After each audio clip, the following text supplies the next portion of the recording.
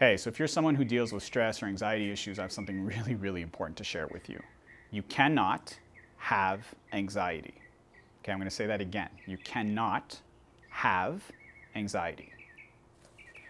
This is a yoga block. I have this yoga block. It's solid. I can hold it in my hands, right? And if I don't want this yoga block anymore, I can throw it away. It's that easy. And that is why you cannot have anxiety.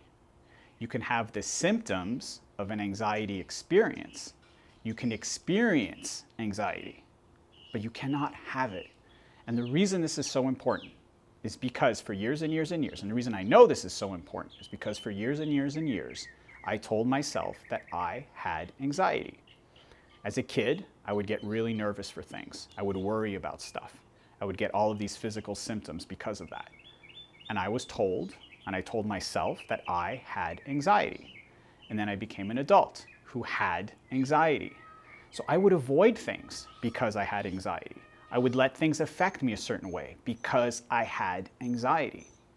But recently, not that recently, but recently enough, I came to the realization that as long as I kept ownership of that anxiety, I would never be able to deal with it because I owned it, right? And I couldn't just get rid of it. I couldn't throw it away like I did that yoga block.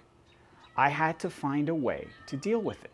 And the way that I did that was to realize that anxiety is a symptom, right? It's triggered by certain things, and we all have different triggers. And once it's triggered, there's a neurochemical reaction that happens that affects me physically, mentally, emotionally, which causes me to have an anxiety experience. But what I also realized was that I could do something about that. Now, if I own anxiety, it makes me feel like there's nothing I can do about it. It's just the way I am. It's just the way my brain is wired. There's nothing I can do about that. And you know what? That might be true in some extreme cases, but I really don't believe that's true for most people. Because for me, what I realized was that trigger is always going to be there. And you know, over time, I'll say that that trigger becomes a little less intense and it's a little bit easier to deal with. But I still get triggered. Certain things still get me into this anxiety response. I still experience the symptoms of anxiety. The difference now is that I know what to do. I know that as soon as that happens, I can close my eyes and I can start to breathe and I can start to shift that experience in a different direction. And if that's not enough, if that anxiety trigger is just too strong, well then I go to my garage and I work out and I move. I go for a run, I hit the punching bag, that's my favorite by the way. I hit the punching bag and then I breathe. Because that combination of movement and breath, man, my anxiety anyway, doesn't stand a chance against it. Doesn't stand a chance. Why? Because now I'm shifting my neurochemistry in a positive direction, right?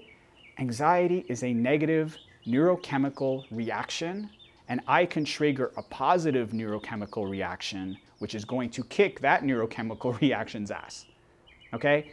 And I know that this probably doesn't apply to every single person out there. I get that. But I really think that for so many people who've taken ownership of this mental health issue that they have, as soon as you do that, you just make it so much harder for you to deal with it. So please remember that. Remember that you cannot have anxiety. You do not own anxiety. Anxiety is a symptom to a trigger, and that trigger can be manipulated. You can take control of your own neurochemistry. You can drive it into a positive direction. All you need to do is learn how. Have an amazing day. Peace.